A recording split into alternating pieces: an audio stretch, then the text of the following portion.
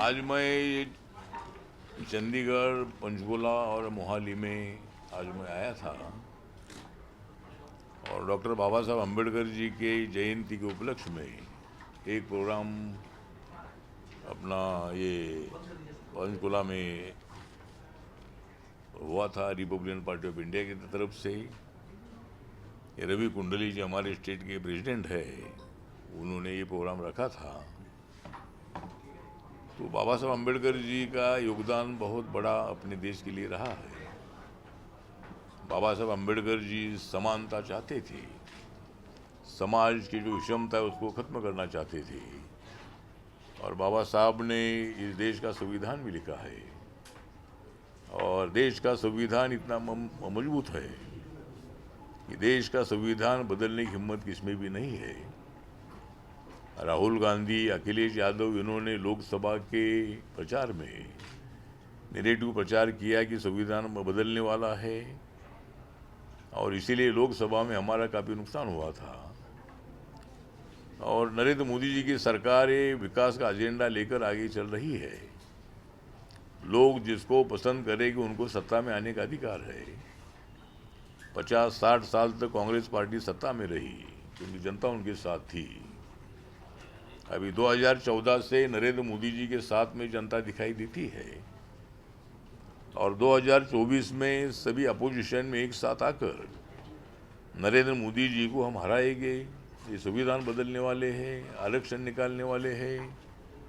इसी तरह की प्रचार यंत्रणा पूरे गांव-गांव में फैलाने का काम किया और जरूर हमारा उसमें नुकसान हुआ क्योंकि नरेंद्र मोदी जी को ऐसा लगा था कि 2014 में जब नरेंद्र मोदी जी प्रधानमंत्री बने थे तब बीजेपी को 282 सीटें मिली थी।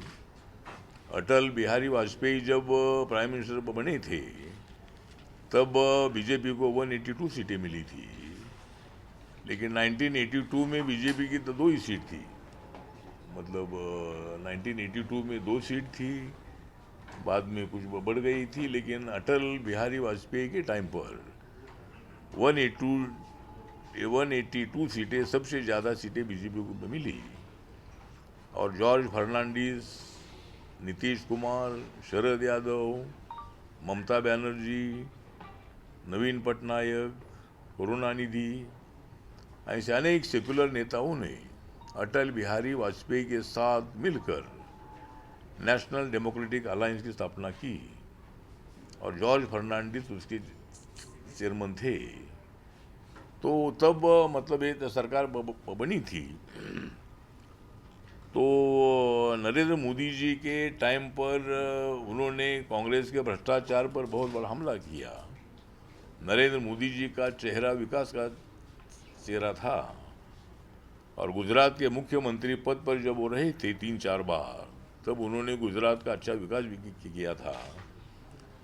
तो यहाँ नरेंद्र मोदी जी ने 450 सभाएँ 2024 में ली और 282 सीटें जीतकर बीजेपी सबसे बड़ी पार्टी के रूप में खड़ी हुई। लेकिन सरकार एनडीए की रही। 2019 में भी बीजेपी को 303 सीटें मिली, लेकिन उसके बावजूद भी सरकार एनडीए की रही। अकेली बीजेपी सरकार बना सकती थी, लेकिन बीजेपी ने ऐसा नहीं बोला कि बीजेपी की सरकार है, एनडीए की सरकार, ऐसा बोला था। और फिर नरेंद्र मोदी जी को ऐसा विश्वास था कि देश में 25 करोड़ लोग गरीबी रेखा के ऊपर आए हैं। देश में रोड का जो नितिन गडकरी जी के नेतृत्व में रोड बहुत अच्छे बन रहे हैं और विकास का एजेंडा गति से आगे बढ़ रहा है। अनेक देशों के साथ हमारे संबंध बहुत अच्छे बन गए हैं और व्यापार में हमारी प्रगति अच्छी हो रही है और हम इकोनॉमी में 5 नंबर पर आए थे। तब जब 2024 में हम इकोनॉमी में नंबर 5 पर आए थे और 2005 पर हम आने के बाद और G20 के माध्यम से पूरे दुनिया भर में भारत की चर्चा हुई थी। दूसरा, बीच में एक सर्वे हुआ था कि दुनिया के लीडरों में कौन नंबर 1 का पॉपुलर नेता है। उसमें नरेंद्र मोदी जी को 70% दुनिया के लोगों ने अपना ओपिनियन दे दिया था कि नरेंद्र मोदी जी सबसे एक्टिव नेता है। तो ये सब कारणों से, और जो राम मंदिर का इशू था वो अनेक सालों से प्रलंबित था। यहाँ के हिंदू लोगों की मांग ये थी कि भाई जहाँ बाबरी मस्जिद है वहाँ पहले राम जन्मभूमि हिंदू मंदिर था, तो उसको डिमोलिश करके मुगलों ने वहाँ मस्जिद बनाई थी। हाँ, इतिहास है पूरा। इसीलिए अनेक सालों से हिंदू समाज की मांग थी कि भाई वहाँ राम का मंदिर होना चाहिए। तो सुप्रीम कोर्ट के आदेश के बाद मुस्लिम कम्युनिटी में भी उसको सहयोग दिया, और सुप्रीम कोर्ट ने जजमेंट दिया कि ये जगह जो है ये राम मंदिर के लिए दी जाए, और मस्जिद जो है मस्जिद के लिए दूसरी जगह लेकर वहाँ मस्जिद बनाई जाए। ये सुप्रीम कोर्ट के जजमेंट के बाद ऐसा लगा था मोदी साहब को कि भाई हम एनडीए की तब बीजेपी की 303 सीटें और एनडीए की मिलाकर 350 सीटें थी, तो और 50 सीटें बढ़ सकती हैं, ऐसा उनको विश्वास था। इसीलिए उन्होंने अपने भाषण में बोला कि हम अभी 400 पार सीटें का करेंगे, और हर सभा में बीजेपी एनडीए वाले अब की बार 400 पार इसी तरह का नारा दे रहे थे। लेकिन उसका अर्थ अपोजिशन में ऐसा लगा है कि भाई उनको 400 सीट इसलिए चाहिए कि उनको संविधान बदलना है, और इसीलिए मतलब हमारा नुकसान काफ़ी हुआ। हमने ये नहीं विषय निकाला कि भाई मशीनें ख़राब थी या ये ऐसा हुआ वैसा हुआ। तो मुझे लगता है कि तो इसीलिए थोड़ा हमारा नुकसान हुआ। लेकिन एनडीए की सरकार आई और नरेंद्र मोदी जी ने नया भारत खड़ा करने का संकल्प किया है। नरेंद्र मोदी जी ने नया संसद भवन बनाया, कांग्रेस पार्टी के ध्यान में ये कभी आया नहीं। और अभी हर South Avenue, North Avenue, Shastri Bhavan, Krishi भवन, रेल भवन, निर्माण भवन सभी नए बन रहे, मतलब अभी नए हो रहे हैं। तो नया भारत का एक सपना नरेंद्र मोदी जी का है। और आज देश की इकोनॉमी 4 नंबर पर आई है। 1 नंबर पर अमेरिका है, 2 नंबर पर चाइना है, 3 नंबर पर जर्मनी है, और भारत का नंबर 4 पर अभी है। 1-1.5 साल के अंदर भारत की इकोनॉमी नंबर 3 पर जा सकती है। और हमारा लक्ष्य ऐसा है कि एक दिन भारत की इकोनॉमी नंबर 1 पर आनी चाहिए, और उसके लिए मेड इन इंडिया को बहुत बड़ा सपोर्ट करके स्मॉल स्केल इंडस्ट्री को, एमएसएमई को बढ़ावा देने का प्रयत्न हमारे सरकार का है कि जो माल हमको लगता है, वस्तु लगती है, वो सब प्रोडक्शन भारत में हो और दुनिया में भारत एक शक्तिशाली देश खड़ा रहे। ये नरेंद्र मोदी जी का सपना है।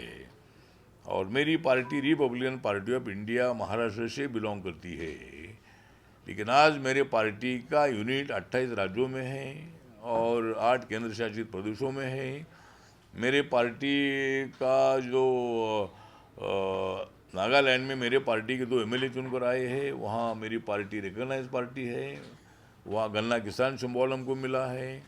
मणिपुर में हमारे पार्टी को लोकसभा में 2024 में 1.5 लाख वोट मिले, हमारी पार्टी वहाँ रिकॉग्नाइज है। तो अभी 2 राज्यों में अगर आरपीआई रिकॉग्नाइज होती है तो हमारे पार्टी को नेशनल स्टेटस मिलेगा। आज भारत में नंबर 1 पर बीजेपी है, नंबर 2 पर कांग्रेस पार्टी है, नंबर 3 पर आम आदमी पार्टी है, नंबर 4 पर बहुजन समाज पार्टी है। लेकिन शायद बहुजन समाज पार्टी का भी नेशनल स्टेटस शायद गया है अभी, वो मतलब पूरे स्टेट में 4 स्टेट में वो मान्यता प्राप्त नहीं है। लेकिन अभी मेरा लक्ष्य है कि भाई अगले 5 सालों में रिपब्लिकन पार्टी को नेशनल पार्टी का दर्जा हमको देना है। उसके लिए मेरी पार्टी प्रयत्नशील है। मेरी पार्टी जरूर एनडीए में है, लेकिन अभी 5 राज्यों के चुनाव हुए तो इलेक्शन कमीशन ने मेरे पार्टी को गन्ना किसान सिंबल दिया था, और मेरी पार्टी ने तमिलनाडु में 18 सीट पर हम चुनाव लड़ रहे हैं। आसाम में 4 सीट है, केरला में 1 सीट है, और वेस्ट बंगाल में हमारे पार्टी ने एक भी सीट नहीं खड़ी की है। पूरा बीजेपी का समर्थन हमने किया है। और वहाँ हमें पूरा विश्वास है कि 2021 के चुनाव में ही बीजेपी सत्ता पर आने की संभावना थी, लेकिन वहाँ ममता दीदी को बहुत अच्छी सिंपैथी मिली और वहाँ ये प्रचार हुआ था कि ये मोदी शाह बाहर के लोग आए हैं और ये हमारे ममता दीदी को हराना चाहते हैं। इसी तरह का ज़्यादा प्रचार हुआ था और इसीलिए ममता दीदी का एक्सीडेंट भी हुआ था, वो व्हील चेयर पर प्रचार कर रही थी, इसलिए लोगों को उनकी सिंपैथी ज़्यादा लगी और उनको पहले से भी 21 से भी 16 से भी 21 को उनको ज़्यादा वोट मिली, ज़्यादा सीट मिली। तब नरेंद्र मोदी जी ने ममता दीदी का अभिनंदन किया था। तो तब हमने ऐसा विषय नहीं निकाला कि भाई मशीनें खराब थी या ऐसा कुछ बोगस शूटिंग हुआ है। तो जो लोगों को जिनको सत्ता में लाना है वो लोगों के हाथ में चाबी होती है। तो अभी हमारा विश्वास है कि भाई इस वक्त ममता दीदी अगर हार जाती है, उन्होंने नरेंद्र मोदी जी का अभिनंदन करना चाहिए और अगर रोज जीतती है तो हम उनका अभिनंदन करेंगे। अभी 4 मई को मतलब रुझान आने वाले हैं, जजमेंट आने वाले हैं। तो 5 राज्यों में हमें विश्वास है कि 4 राज्यों में हमारी सरकार आ सकती है और उसका कारण ये है कि वेस्ट बंगाल में पॉलिटिकल क्राइम ज़्यादा बढ़ गया है, महिलाओं पर बहुत ज़्यादा अत्याचार भी हुए और इसीलिए वहाँ की स्थिति इतनी लोगों को ठीक नहीं लगती है। और बिहार के बंगाल के जनता का मैं आभार व्यक्त करता हूँ कि पहली बार देश को आज़ादी मिलने के बाद पहली बार 91.24 और इतना वोटिंग परसेंटेज हुआ है। आज़ादी के पहले आज़ादी के बाद इतना वोटिंग कभी नहीं हुआ था। पहली बार 90 के ऊपर मतलब 91.24 या 27% इतना वोट वहाँ मिला है। तो लोकतंत्र तो मैंने पार्लियामेंट में 3 बार ऐसी मांग किया था कि वोटिंग कंपलसरी करने का कानून बनना चाहिए। मतलब जो आदमी क्या वो वोटर है, वो हर वोटर ने वोटिंग करना ही चाहिए और 100% वोटिंग होना चाहिए। ये लोकतंत्र में ऐसा होना चाहिए। ऐसा मैंने मेरे पार्टी की तरफ से मांग किया था। मैं कांग्रेस के अलायंस में 3 बार लोकसभा में 98, 99, 2004, 2009 तक मैं कांग्रेस पार्टी के साथ मैं रहा था। महाराष्ट्र में 3 बार मैं लोकसभा में आया था। अभी 2014 के चुनाव में मेरी पार्टी इंडिया के साथ आई और मेरे पार्टी का लोकसभा में एक भी मेंबर नहीं है। उसके बावजूद भी नरेंद्र मोदी जी ने मुझे पहली बार, दूसरी बार, तीसरी बार उन्होंने मुझे मंत्री बनाया है और मुझे 3rd टाइम राज्यसभा अभी दे दी है। अभी मैं 14 से 20 तक मैं राज्यसभा में था, 20 से 26 तक राज्यसभा में था, अभी 26 से 32 तक मैं राज्यसभा में रहूँगा। तो नरेंद्र मोदी जी ने एक बाबा साहब अम्बेडकर जी के विचारधारा को मानने वाली आरपीआई है। ये पार्टी छोटी पार्टी है लेकिन ईमानदार पार्टी है, इसीलिए उन्होंने हमें साथ में रखा है। इसलिए नरेंद्र मोदी जी का विजन डेवलपमेंट का है। नरेंद्र मोदी जी संविधान को मजबूत करना चाहते हैं। नरेंद्र मोदी जी ने बाबा साहब के मेमोरियल के अनेक काम पूरे किए हैं।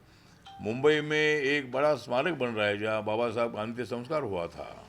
बाबा साहब अम्बेडकर जी का जब देहांत हुआ था 26 अलीपुर रोड में, जहाँ बाबा साहब ने संविधान लिखा था, तब बाबा साहब अम्बेडकर जी के अंत्य विधि के लिए कांग्रेस पार्टी ने यहाँ जगह नहीं दी। मतलब यहाँ बाकी के बड़े बड़े नेताओं के स्मारक राजघाट में है, लेकिन जिस बाबा साहब ने संविधान लिखा उस बाबा साहब को यहाँ जगह नहीं मिली। इसलिए बाबा साहब का अंत्य संस्कार मुंबई में हुआ था, दादर में चैत्यभूमि में हुआ था। तो मतलब उसी के बाजू में हिंदू मिल की 3600 करोड़ कीमत की जो ज़मीन है 12.5 एकड़, वहाँ बाबा साहब का बड़ा मेमोरियल नरेंद्र मोदी जी के प्रयत्न से, उनके सहयोग से वह बन रहा है और 1 साल 1.5 साल के अंदर उसका काम पूरा हो जाएगा और दुनिया का एक सुंदर और बहुत इम्पोर्टेंट मेमोरियल वहाँ बन रहा है। तो इसलिए मोदी जी के कार्यकाल में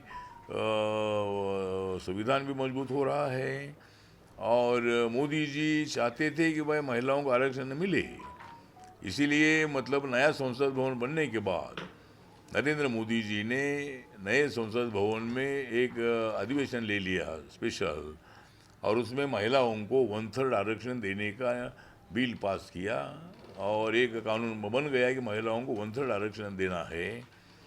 तो अभी 3 दिन का अधिवेशन बुलाया था 16, 17, 18 अप्रैल को, और उसमें मतलब ये बिल लाया गया था कि महिलाओं को 1/3 आरक्षण देने का बिल था, लेकिन उसमें सरकार ने प्रयत्न किया था कि महिलाओं के लिए 273 सीट बढ़ाई गई, और अभी पार्लियामेंट में 543 सीटें इलेक्टिव अपनी इलेक्शन की सीटें 543 है, 2 सीटें एंग्लो इंडियन की होती है, तो ऐसी 545 सीटें टोटल है, लेकिन इलेक्शन की सीटें 543 है। इसीलिए 1/3 आरक्षण देने का बिल पास हुआ था। तब कांग्रेस पार्टी सहित अखिलेश यादव, ममता बनर्जी, स्टालिन जी, सभी पार्टियों ने उसका समर्थन किया था। तो अभी जो बिल आया था, तो बिल ये था कि महिलाओं के लिए 273 सीट बढ़ाई गई, और 543 सीटों में 273 सीट ऐड करेगी, और पार्लियामेंट की 1816 या 1850 सीटें बनाने का सरकार का प्रयत्न था। और उसमें डिलिमिटेशन का बिल इसलिए लाया था कि 40-50 साल के बाद, 30-40 साल के बाद डिलिमिटेशन की आवश्यकता होती है। और आजकल कुछ कॉन्स्टिट्यूंसी ऐसी है जो 35-35 लाख, 39 लाख तक के भी मतलब वोटर्स एक क्षेत्र में हैं। इसीलिए हर राज्य में जो सीटें हैं उसमें 33% सीटें बढ़ाने का एक बिल था।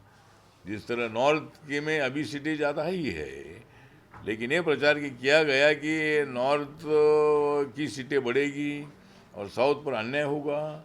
आज भी साउथ की सीटें कम है नॉर्थ के कंपैरिजन में। तो जिस तरह नॉर्थ की सीटें बढ़ने वाली थी 33%, उतनी सीटें साउथ की भी बढ़ने वाली थी, लेकिन ऐसा प्रचार किया गया कि साउथ पर अन्याय है, और जानबूझकर इस बिल को नापास करने का काम, फेल करने का काम राहुल गांधी, अखिलेश यादव, ममता जी या सब लोगों ने ये किया है। इसीलिए मुझे लगता है कि अभी 2/3 मेजॉरिटी के बाद ये बिल पास हो सकता है। इसीलिए हम और भी कोशिश करेंगे, लेकिन अभी महिलाओं को 29 में आरक्षण मिलना चाहिए हमारा उद्देश्य था, लेकिन ये इसमें अपोजिशन ने दाव खेला है, और उनका भविष्य में जो खेला होगा, महिलाएं उनके विरोध में जाएगी। और ये 5 राज्यों के चुनाव में भी हमें विश्वास है कि अभी जो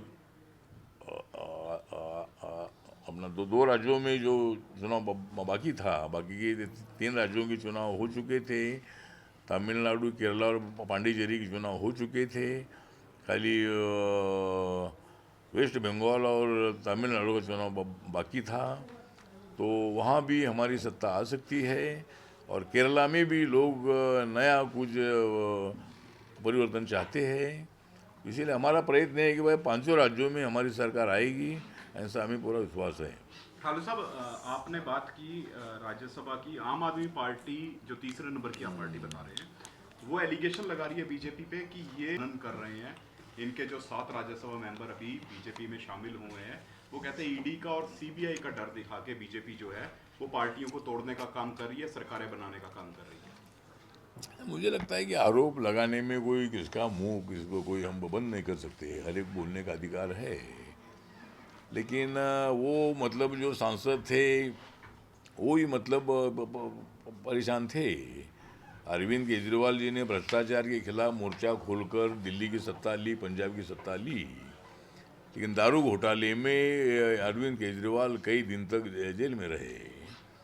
और जो सांसद हमारे साथ आए हैं राज्यसभा के, उनका कहना यह है कि भाई अरविंद केजरीवाल जी अपने मिशन से हटकर अलग दिशा से जा रहे हैं, और इसीलिए हमने आम आदमी पार्टी को छोड़ा है। और पंजाब में भी कोई विकास करने में पंजाब के मुख्यमंत्री को इतना यश आया नहीं है, सफलता मिली नहीं है। इसीलिए वो उनका आरोप है, लेकिन हमको उनको तोड़ने की जरूरत नहीं थी। वो खुद हमारे पास आए हैं, जो हमारे पास आते हैं उनका हम स्वागत करते हैं। हमारे दरवाजे एनडीए के और बीजेपी के सबके लिए खुले हैं, जिनको आना है वो आइए। लेकिन कहते हैं मिसयूज किया जाता है, हाँ? सीबीआई का कहते हैं मिसयूज किया जाता है, ईडी का मिसयूज किया जाता है। चुनाव जिस क्षेत्र में होने वाले होते हैं, जिस राज्य में होने वाले होते हैं, वहां पर बीजेपी से पहले जो एजेंसियां हैं वो एक्टिव हो जाती है। कहते हैं बंगाल में यही हुआ, अब पंजाब में ये हो रहा है, इसके बाद केरल में भी इसी तरह की सिचुएशन देखने को मिलेगी। ना, मुझे लगता है कि ईडी और सीबीआई हमेशा एक्टिव रहती है। कुछ लोगों को लगता होगा, लेकिन वो 12 महीने चुनाव कहाँ है कहाँ नहीं, उससे उनका कोई मतलब नहीं होता है। उनके पास जो एविडेंस आते हैं उसके मुताबिक उनकी इंक्वायरी चलती रहती है। ये तो आरोप है कि भाई ये सरकार उनको ईडी का भय दिखाती है और उनको साथ में लेती है। ऐसा कुछ नहीं है। जिसको डर नहीं, उसको, जिसके पास पूरे एविडेंस है, अगर वो उनके ऊपर कोई आरोप नहीं है और आरोप है तो अगर आरोप झूठे हैं, उनका तो सामना करना चाहिए। ईडी अगर इंक्वायरी आती भी है तो उन्होंने अपना एविडेंस दिखाना चाहिए। इसीलिए ईडी का काम 12 महीना चलते रहता है, उनका इलेक्शन से लेना देना नहीं होता है। लेकिन ये आरोप तो होता है कि भाई बीजेपी ऐसा करती है, ये आरोप होते हैं। केजरीवाल जी जो सत्याग्रह कर रहे हैं, सत्याग्रह केजरीवाल जी जो कर रहे हैं, उस पर आपका क्या कहना है कि कोर्ट का ऑर्डर वो करें कि हम जज के ऑर्डर को नहीं मान के सत्याग्रह पे जा रहे हैं? अरविंद केजरीवाल सत्याग्रह पर चले गए हैं। अरविंद केजरीवाल सत्याग्रह पर चले गए हैं। वो कह रहे हैं कि मैं कोर्ट में जस्टिस के सामने पेश नहीं होऊंगा, मैं सत्याग्रह चलाऊंगा। सत्याग्रह साथ ही मनीष सिसोदिया ने भी यही कहा। हाँ ठीक है भाई, नहीं वो तो मतलब सत्याग्रह करना है तो सत्याग्रह वो कर सकते हैं, उनको अधिकार है। सत्याग्रह करने के बाद भी कभी जेल में जाना पड़ता है सत्याग्रह करते करते भी। लेकिन ठीक बात है, अरविंद केजरीवाल जी हमारे अच्छे मित्र हैं। अन्ना हजारे जी के आंदोलन में अरविंद केजरीवाल एक्टिव रहे और उन्होंने दिल्ली में सत्ता ली। वो ये लोकतंत्र में बहुत बड़ी बात है कि भाई केजरीवाल जी को 70 सीटों में से 67 सीटें मिली थी। आज तक कांग्रेस और बीजेपी को भी इतनी सीटें नहीं मिली थी। तो लोकतंत्र में मतलब उन्होंने लोगों को कन्विंस किया और वो सत्ता में आए। तो उनको सत्याग्रह करने का अधिकार है। लेकिन जिस तरह एविडेंस मिले थे दिल्ली में दारू घोटाले में, उनके सीएम हो, डिप्टी सीएम हो और कई लोग अंदर गए थे, तो अगर वो अंदर गए थे तो उनको कोर्ट में उन्होंने एविडेंस दिखाने की आवश्यकता थी। अगर जब कोई अन्य कोई सरकार करती है तो कोर्ट का कोई मतलब नहीं होता है सरकार से। कोर्ट की जो कामकाज अलग चलता है, तो वो कोर्ट को एविडेंस देने में सफल नहीं हुए। मतलब घोटाले में उनका कहीं ना कहीं तो संबंध था, इसीलिए उनको जल्दी बेल भी नहीं मिला था। तो इसीलिए मुझे लगता है अगर कोई अन्य अगर किया ऐसा लगता भी है तो अपने पास जो भी एविडेंस है वो कोर्ट में पेश करके, आजकल सभी कोर्ट ये सरकार के विरोध में होते हैं। बहुत सारे निर्णय कोर्ट के सरकार के विरोध में लगते हैं, तो सरकार का और कोर्ट का कोई संबंध नहीं होता है। इसीलिए मुझे लगता है कि केजरीवाल जी को सत्याग्रह कर सकते हैं, लेकिन वो करे। लेकिन जो लोग हमारे साथ आते हैं उनको हम लेते हैं। जिस तरह महाराष्ट्र में एकनाथ शिंदे जी 50 एमएलए को लेकर हमारे साथ आए और उद्धव ठाकरे की सरकार जाकर वहाँ देवेंद्र अपना एकनाथ शिंदे की सरकार आई। उसी तरह अजीत दादा पवार जी बहुत दिनों से शरद पवार साहब को बोल रहे थे कि अगर आपको शिवसेना चलती है तो बीजेपी क्यों नहीं चलती है। तो मोदी जी के डेवलपमेंट के एजेंडे को और भी ज़्यादा मजबूत करने के लिए उनके साथ जाना चाहिए। तो पवार साहब बोलते थे मैं नहीं आऊँगा, जिनको जाना है वो जाए। तो फिर अजीत पवार 42 एमएलए को लेकर हमारे साथ आए थे। तो इसीलिए मुझे लगता है कि ये तो आरोप कोई करने का सबको अधिकार है, लेकिन वही हमारे पास आए थे तो इसीलिए हमने उनको लेकर हमारी सरकार बनाई थी। और बाद में जब हम इलेक्शन लड़े तब लोकसभा में तो हमारा नुकसान हुआ था महाराष्ट्र में, लेकिन विधानसभा में हमें 232 सीटें मिली 288 सीटों में से। तो लोकतंत्र में जो जिसको लोग चाहते हैं उनको लोग वोटिंग करते हैं, ऐसा मुझे लगता है। सर 5 तारीख को मुख्यमंत्री पंजाब और राष्ट्रपति ममता बनर्जी कह रहे हैं कि चुनावों में भाजपा ने गुंडागर्दी की है, हमारे वर्कर्स को डराया जा रहा है, धमकाया जा रहा है। क्या मैं समझा नहीं। ममता बनर्जी ने कहा है कि गुंडागर्दी की है बीजेपी ने चुनाव के अंदर गुंडागर्दी की है, हमारे उम्मीदवारों को, वर्करों को डराया है और उसी के बलबूते पर सत्ता पर काबिज होना चाहती है बीजेपी। नहीं, मुझे लगता है कि डराने का काम हमारा नहीं, डराने का काम ममता बनर्जी का है। तो किसको डराने का विषय नहीं है वहाँ तो, लेकिन वहाँ की जनता का मावा व्यक्त करते हैं, ममता दीदी का मावा व्यक्त करते हैं कि उनके लोगों ने इस वक्त तो गुंडागर्दी इसलिए नहीं की कि वहाँ सेंट्रल एजेंसी बहुत बड़ी मजबूती से खड़ी थी और हर चुनाव में उनकी गुंडागर्दी ज़्यादा चलती थी। तो बीजेपी की तरफ जो गुंडागर्दी हुई ऐसा बिल्कुल नहीं है। बीजेपी ने ये बताया कि भाई हमारी सरकार आएगी तो गुंडागर्दी खत्म करेंगे, तो लोगों ने मतलब इतना वोट दिया है कि उसका फायदा हमको होगा ऐसा हमको लगता है। और ममता दीदी के आरोप में बिल्कुल तथ्य नहीं है। ये जो चुनाव का रिजल्ट किस तरीके के रहेंगे, पश्चिम बंगाल में कितनी सीटें आ सकती है और एसआईआर का क्या प्रभाव पड़ेगा?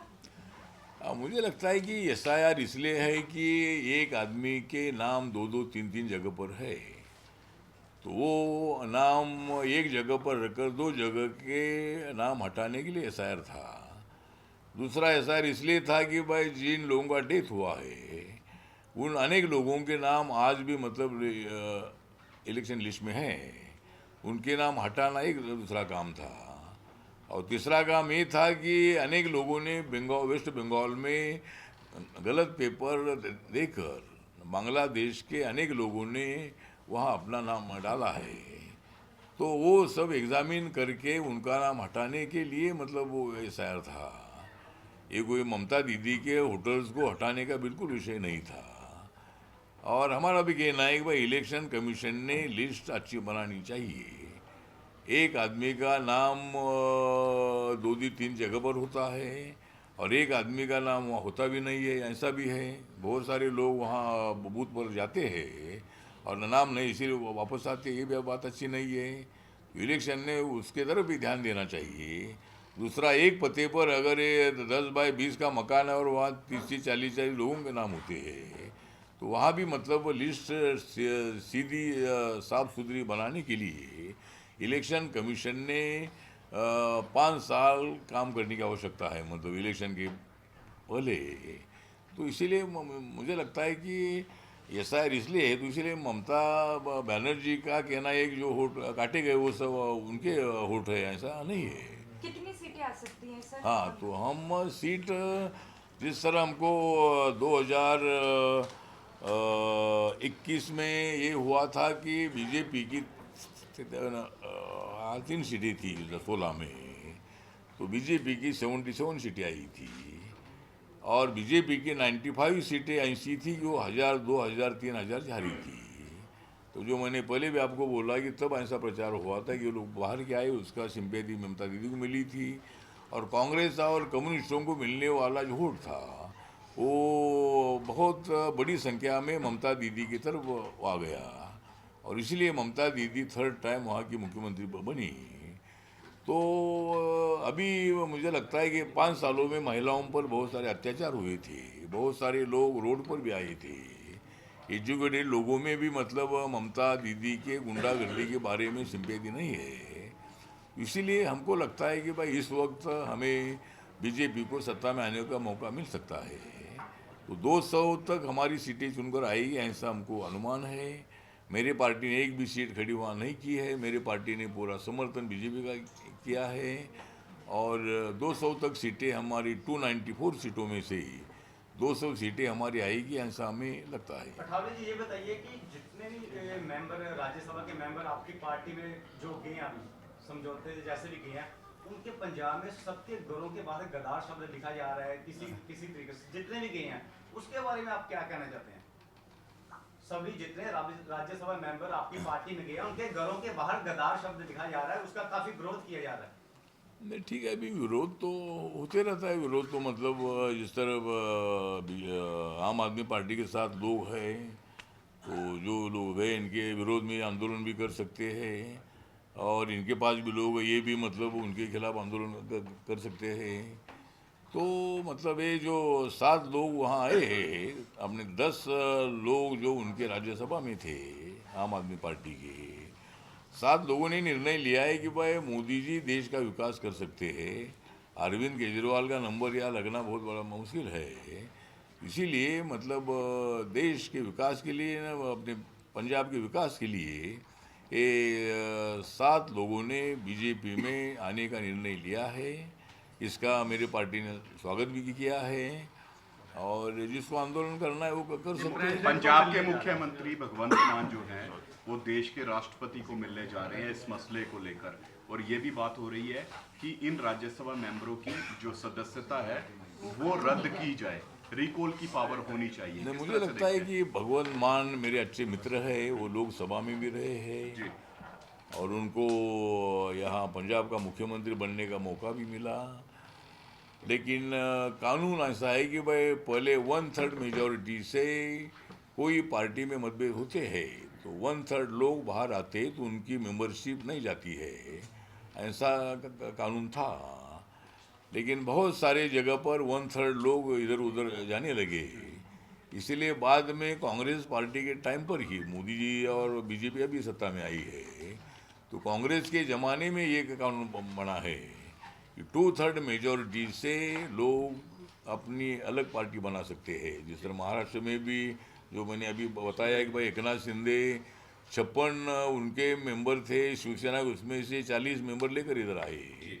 अजितदादा पवार 54 शरद पवार के मेंबर थे एनसीपी के, उसमें से 42 लोग यहाँ चुनकर आए। इसीलिए इलेक्शन कमीशन ने 2/3 मेजॉरिटी को ध्यान में रखते हुए उनको सिंबल दिया, जो अपना जो धनुष्य बाण जो सिंबल था शिवसेना का, वो एकनाथ शिंदे को मिला। जो घड़ी सिंबल था शरद पवार को, अजितदादा पवार को मिला। उसी तरह अभी भगवंत मान को राष्ट्रपति को मिलने का अधिकार है, मांग करने का अधिकार है, और 2/3 मेजॉरिटी का कानून रद्द करो ये भी मांग करने का अधिकार है। लेकिन वो कानून हमने नहीं बनाया, उन्होंने बनाया है। इसीलिए जब तक ये कानून है तब तक उनकी मेंबरशिप नहीं जा सकती है। उनको मिलने का अधिकार हो जा, अपने प्रधानमंत्री को भी जाकर उन्हें मिलना चाहिए कि भाई हमारे लोग जो तुमने लिए वो वापस दे दो, ऐसा करने के लिए वो जाकर मिल सकते हैं, तो उनको मिलने का अधिकार है। लेकिन 2/3 मेजॉरिटी से ही वो बाहर आए तो उनकी मेंबरशिप नहीं जा सकती है। सर राज्यसभा में जो महिला सीटें आरक्षण बढ़ी बिल है बीजेपी की, राज्यसभा में जो सीटें बढ़ी है बीजेपी की, कितना फायदा होगा आने वाले समय में? नहीं, राज्यसभा में ऑलरेडी हमारी मेजॉरिटी पहले से है, और बहुत सारी पार्टियां राज्यसभा में हमें सपोर्ट करती थी। जिस तरह जगन मोहन पार्टी की पहले सरकार थी, उनके ज़्यादा मेंबर थे लोकसभा में, वो भी सपोर्ट करते थे, और नवीन पटनायक हमको सपोर्ट करते थे, और हर बिल हमारा पास होता था। ये हमारे 10-12 सालों में जो पहला बिल हमारा था वो फेल हो गया, और वो इसलिए फेल हो गया कि भाई उन्होंने जानबूझकर उसको फेल किया है कि इसका मोदी जी को और ज़्यादा फायदा होगा। तो आपने जो बोला है कि 7 सांसदों का जो विलय हुआ है हाँ, मतलब भारतीय उसका जनता कितना फायदा होगा, तो मतलब अभी राज्यसभा में हमारी मेजॉरिटी है ही है। अभी जिस तरह बिल अगर लोकसभा में पास होता था तो राज्यसभा में भी आता था, लेकिन अभी लोकसभा में वो मंजूर हुआ नहीं है तो राज्यसभा में नहीं आता है। लेकिन आगे बिल पास होने के लिए ये 7 MP का हमको अच्छा उपयोग हो सकता है। वो उधर के MP बहुत इधर आ रहे हैं, बहुत कांग्रेस के लोग हमारे साथ आ रहे हैं, तो उनको दिख रहा है कि भाई कांग्रेस पार्टी में पूरा अंधेरा है और मोदी जी के नेतृत्व में उजाला है, तो इसीलिए अंधेरे से उजाला में वो लोग आना चाहते हैं, और इसीलिए भ्रष्टाचार से वो डेवलपमेंट में आना चाहते हैं। तो सबका स्वागत है। मतलब पहले तो आप अंधेरे की बात की है, आप ऐसा कि जितने भी आपके पास जितने भी राज्यसभा मेंबर जो भी आए हैं, आप उनको पहले अंधेरा दिखाते हो फिर उजाला दिखाते हो, यानी कि उनको पहले ईडी की रेड आती है तभी आते हैं। खुशी खुशी आपके पास कोई ऐसा कोई राज्यसभा मेंबर कोई भी नहीं आया। अरे ईडी का रेड हर आदमी के लिए ईडी का रेड का विषय है नहीं। अभी वो जो आए उनका ईडी का रेड का कुछ विषय है नहीं उनका। 4 साल पहले वो नहीं आए ना, अभी आए हैं। 4 साल पहले उन लोगों ने देखा ईडी की रेड पड़ी तभी जाकर आए, 4 साल पहले क्यों नहीं आप में आए फिर? नहीं, ईडी का रेट का विषय नहीं, लेकिन हम उनको लेते हैं कि भाई जो साफ सुथरे लोग हैं ऐसे लोगों को हम लेते हैं। वो आरोप तो होते रहते हैं लेकिन जब तो सिद्ध होता नहीं जब पर जो सीटें बढ़ाने की शर्त रखी है वो क्यों है? हाँ, महिला आरक्षण बिल पर जो सीटें बढ़ाने की अरे यहाँ एक लास्ट विषय महिला आरक्षण बिल का पूछा है, तो अभी ऐसा है कि जब तक 2/3 मेजोरिटी से बिल पास होता नहीं तब तक महिलाओं को आरक्षण मिलेगा अपनी नहीं। सत्ता बनाए रखने के लिए ऐसा किया है। नहीं, हमारा अभी ये है कि हम महिलाओं को बताना चाहते हैं कि भाई हमको 2/3 मेजोरिटी दे दो, 29 में हम महिलाओं के लिए आरक्षण देंगे और महिलाएं हमारे साथ आएगी तो 2/3 मेजोरिटी हमको मिलेगी और सभी महिलाओं को 273 सीटें मिलेगी। और अगर आपको सीट लड़नी है कोई पत्रकारों को तो मेरी पार्टी तुम्हारे जैसे महिलाओं को टिकट देगी। Sir 2 minute